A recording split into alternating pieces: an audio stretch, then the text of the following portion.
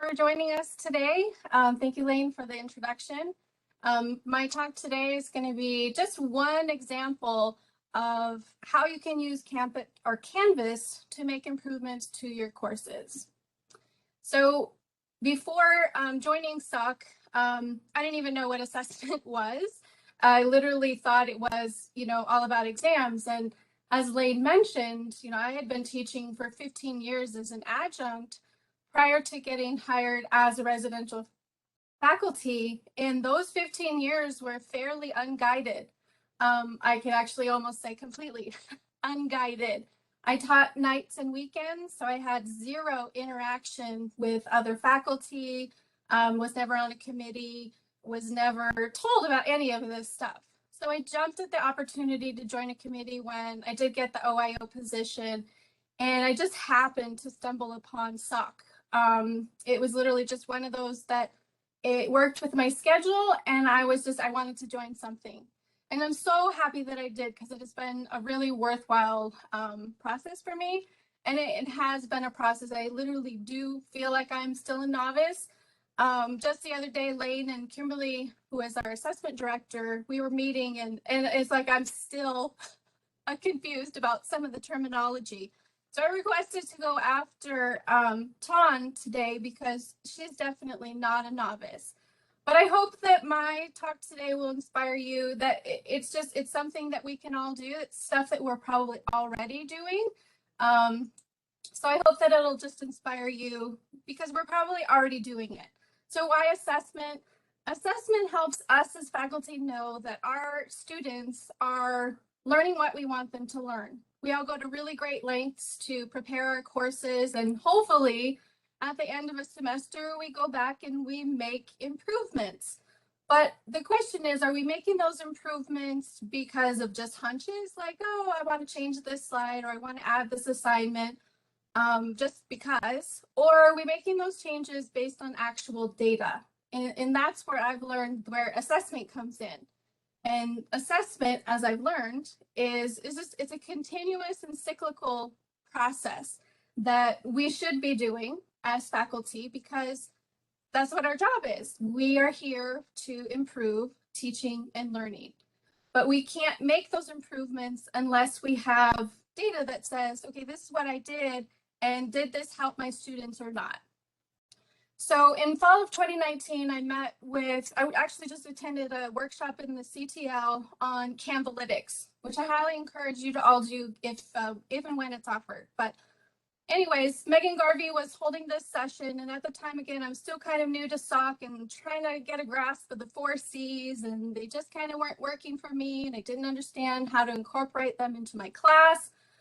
Megan presented kind of a little idea that we then met later about that developed then one of my assessment plans. And really that was to link my questions for my exams, because again, I teach anatomy and physiology, very content driven. And it's important for me to know, are my students learning what I want them to learn? So we linked my exam questions to a course competency.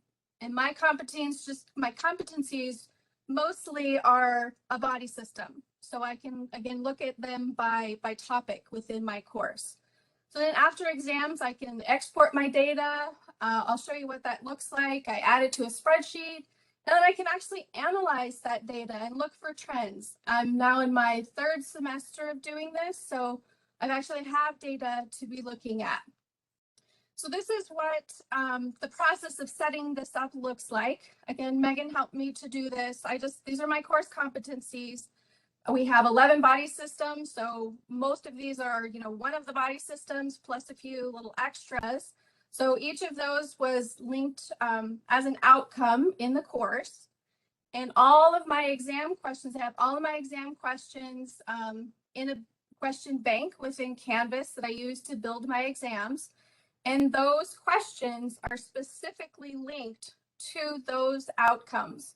So if they're questions that have to do with the skeletal system, they are linked to my course outcome that has to do with the skeletal system.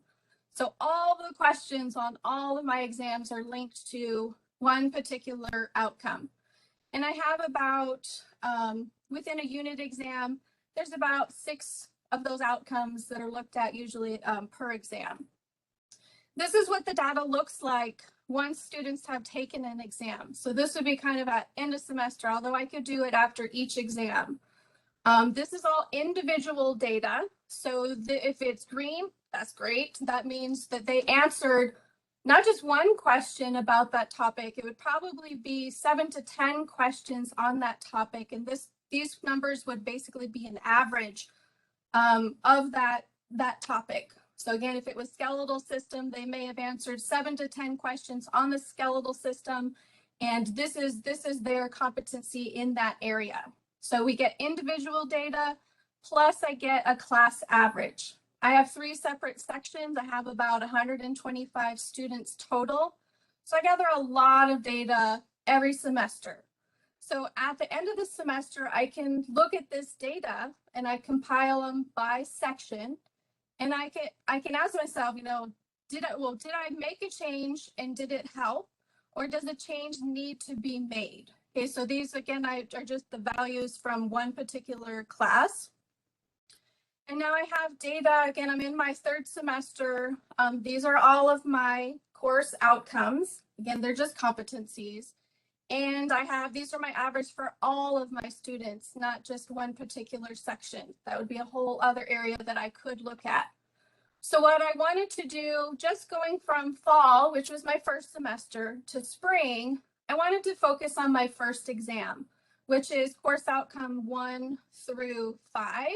That would be my first exam. So I looked at these values, and first of all, I went back and I looked at all of my exam questions for that particular exam. I added in extra clarification on homeostasis, and I added an activity for that.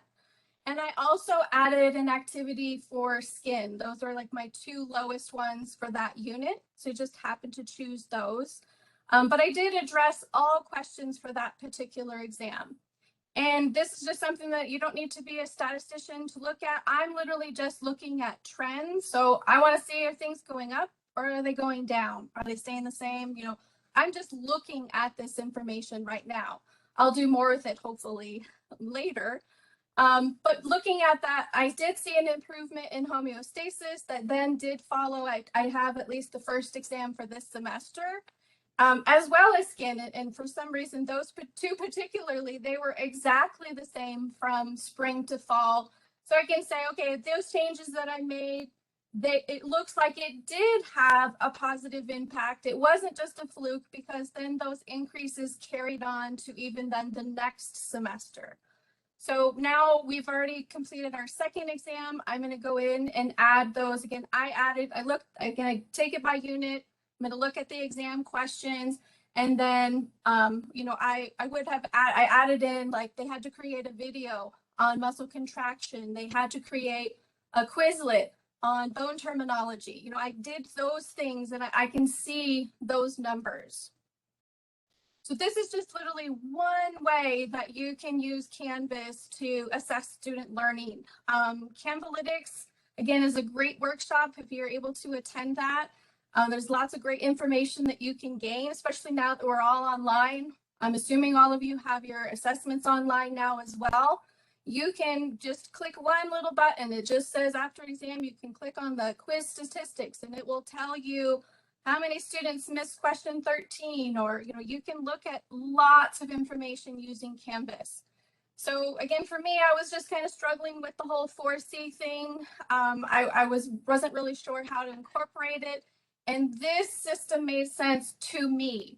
So it's really important to find out something that works for you, for your course, that's going to help you to make those informed improvements.